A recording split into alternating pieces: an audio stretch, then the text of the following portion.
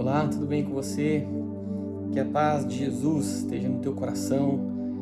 Nessa meditação bem rápida que eu gostaria de compartilhar é a respeito de um profeta da Bíblia. Um profeta que não tem sobrenome, não tem família e um profeta que fez uma diferença na sua geração. Clamou, Deus ouviu a sua voz. É um homem chamado Abacuque. Sabe que é o livro de Abacuque, né? Esse livro que leva o nome desse profeta, é um livro muito interessante. Foram 3 capítulos e podemos dividir a história de Abacuque em alguns princípios que eu queria compartilhar com você. Primeira coisa, a história de Abacuque no capítulo 1, do versículo 2 até o versículo 4, se você puder fazer essa leitura, observamos ali praticamente um desabafo de Abacuque. Isso mostra que nós, seres humanos, nós não estamos preparados para perder. A gente não sabe perder. Abacuque ele faz um desabafo com Deus, né? É um profeta que vivia um dilema. Qual que era o dilema de Abacuque? Eu ouvi de um Deus que fez tantas coisas no passado, um Deus que elevou a nação de Israel num outro patamar, um Deus que levantou reis, homens e mulheres, juízes, e teve tantas vitórias do passado. Abacuque ouvia muito isso, talvez dos seus pais, dos avós, sobre tantas e tantas coisas que Deus tinha feito para o seu povo. Mas Abacuque vivia um dilema. E o dilema da sua vida era mais: como que um Deus tão grande, tão poderoso como esse, deixa seu povo passar por momentos em que estavam passando naquela época? O povo estava sendo escravizado pelos caldeus, pelos babilônicos.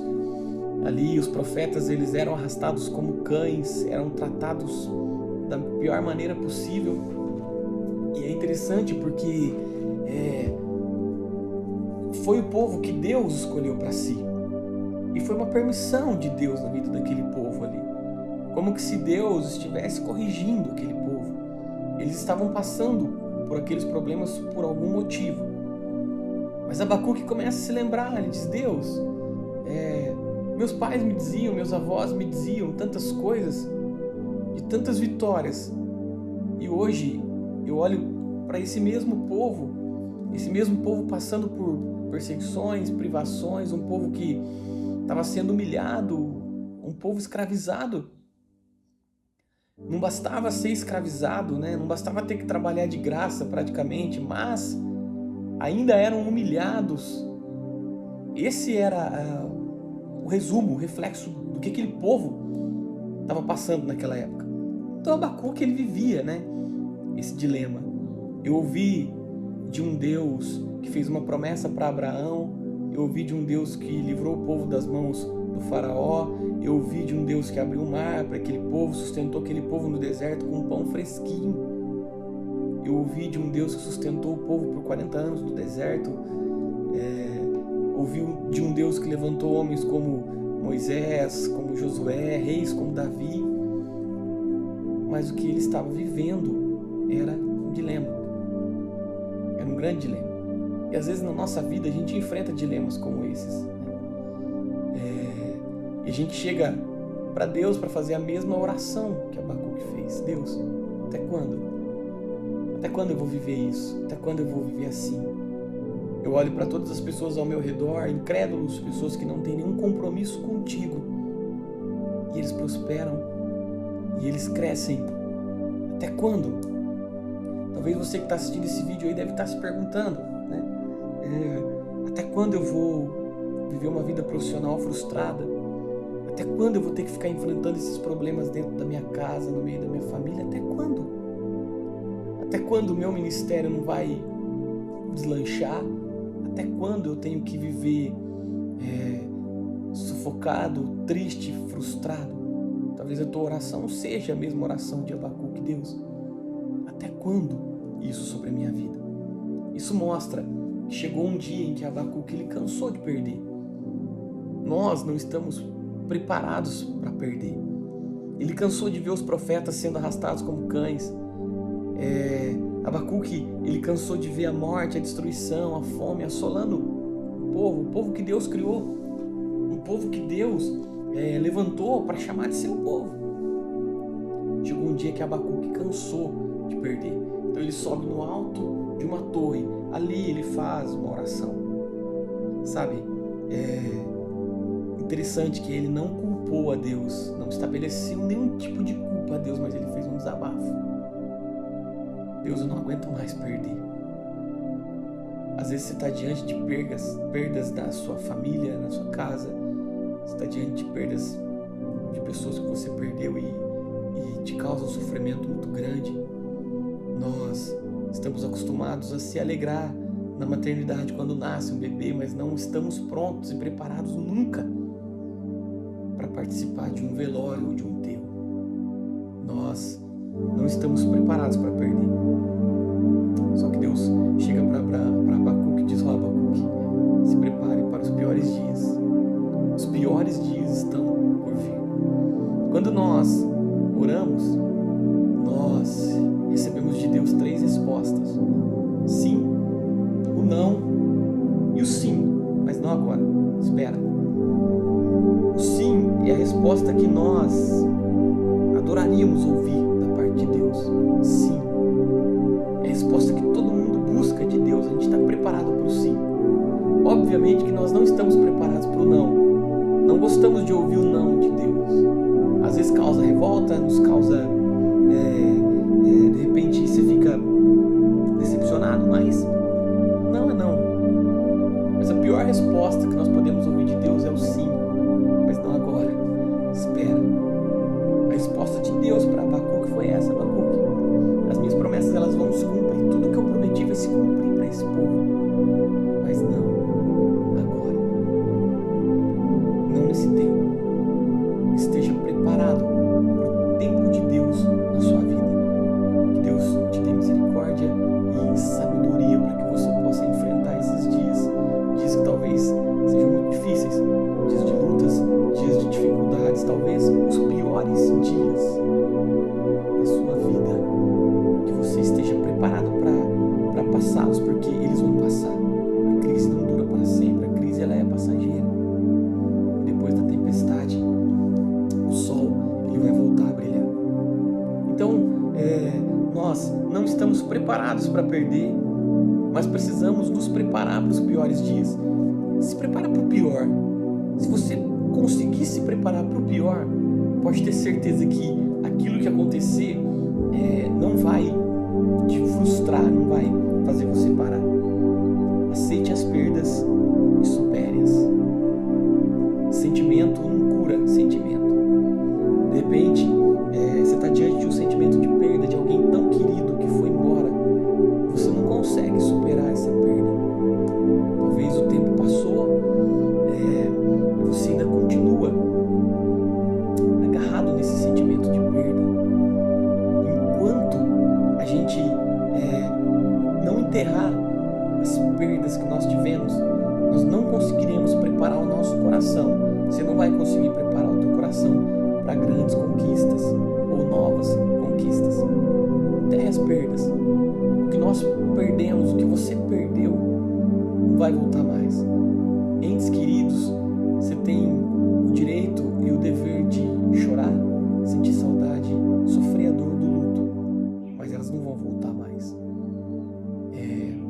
Por mais que isso seja difícil, humanamente falando difícil, na teoria é muito fácil, mas é preciso enterrar alguns sentimentos de perdas para que nós possamos preparar o nosso coração para as novas conquistas.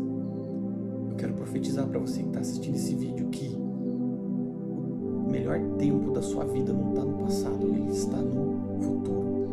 Você ainda vai viver. Então, tudo que o povo estava passando era para corrigir. Deus tinha uma correção para aquele povo. O povo de Israel era um povo que vivia como se fosse numa montanha-russa, cheio de altos e baixos.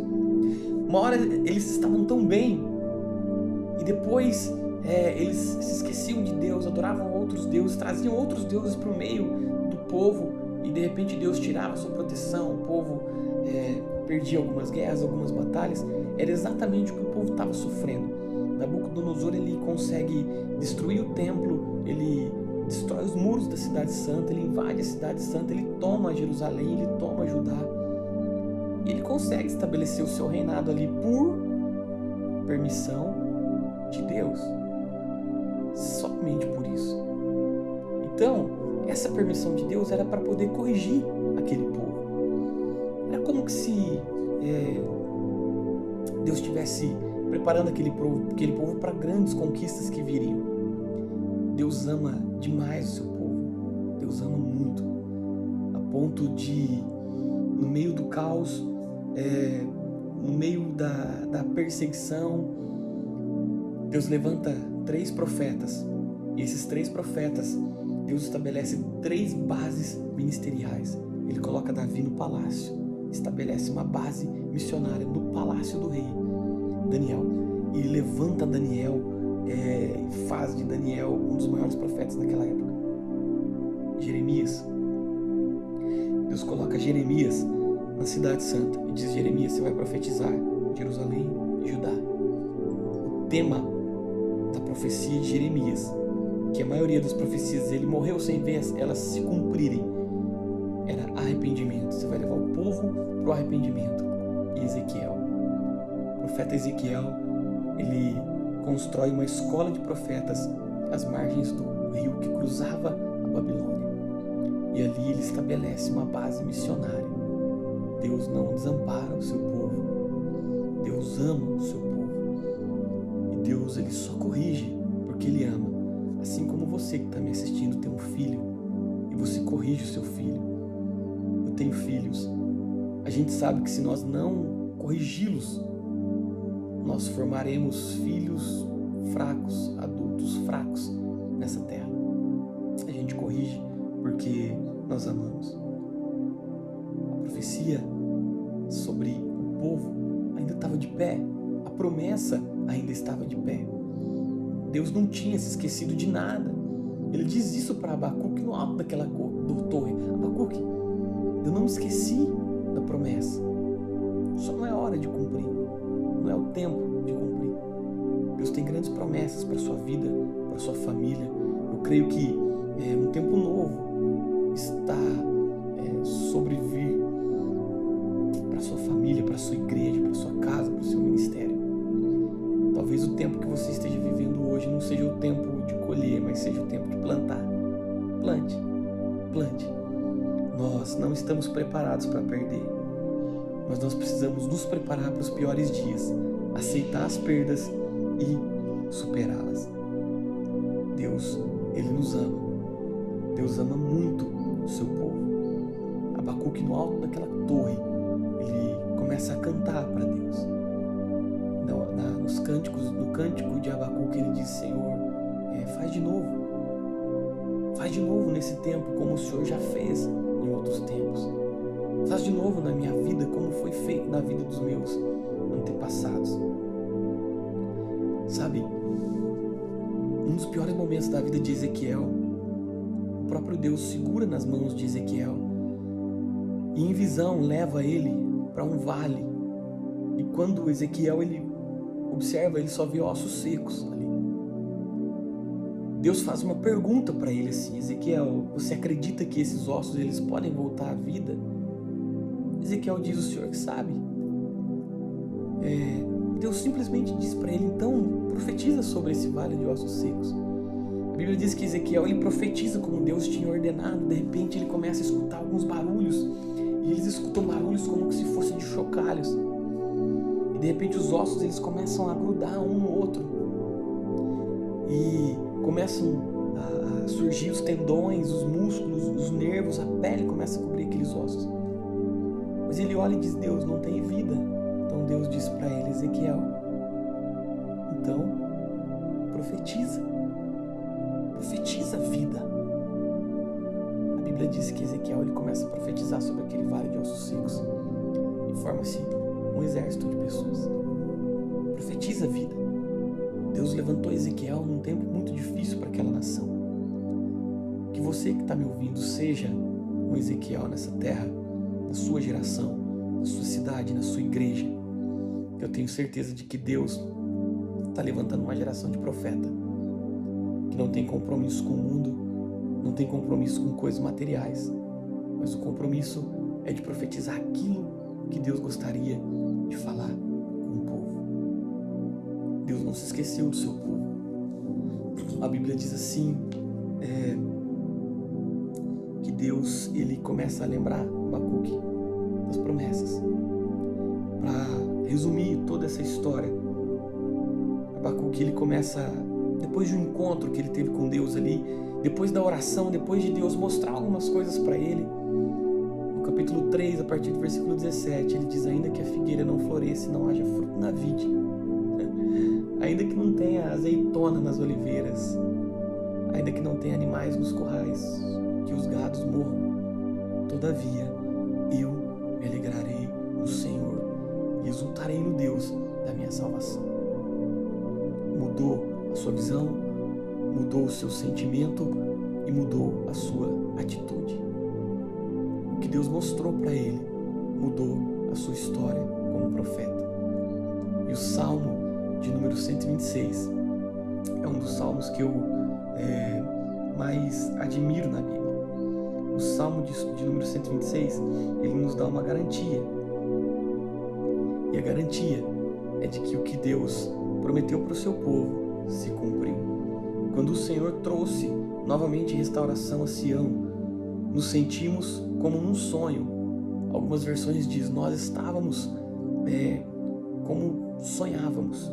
Então, nos encheu de riso a boca e a nossa língua de alegres expressões de louvor.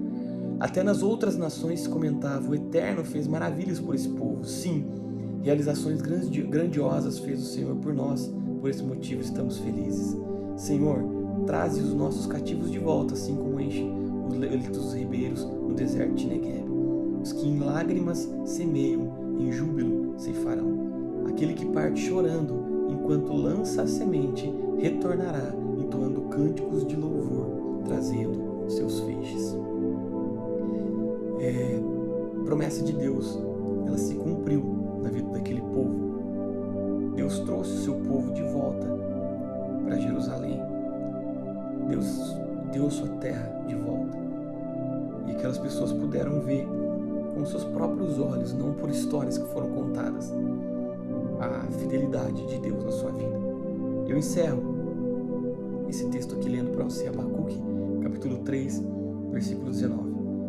O Senhor soberano é a minha força, Ele faz os meus pés como os do cervo, faz-me caminhar por lugares altos, ao regente de música para instrumentos de cordas. O Senhor, Ele faz os meus pés como os dos cervos ou como os da corça. A corça, ela é um animal não muito grande, mas que ela tem uma sensibilidade tremenda de poder descobrir aonde tem umidade. E em lugares secos, ela tem essa habilidade. E a corça, quando ela começa a farejar, mesmo num deserto, algum lençol freático, alguns metros para baixo da terra, ela começa a cavar. E os seus pés, eles são tão fortes a ponto dela se encurvar e jogar todo o peso do seu corpo. E ela começa a cavar até encontrar. O Senhor, Ele faz os nossos pés como os da corça. Talvez a tua vida hoje seja um deserto. Talvez o teu casamento seja um deserto. Mas Deus vai fazer você farejar umidades, assim como a corça farejava umidade onde estava seco. Talvez é uma sequidão a tua família, a tua casa, o teu emprego. Mas você vai encontrar água aí, você vai encontrar onde se alegrar, você vai encontrar a vitória. Essa é a palavra que eu tenho para o teu coração. Que Deus te abençoe em nome de Jesus.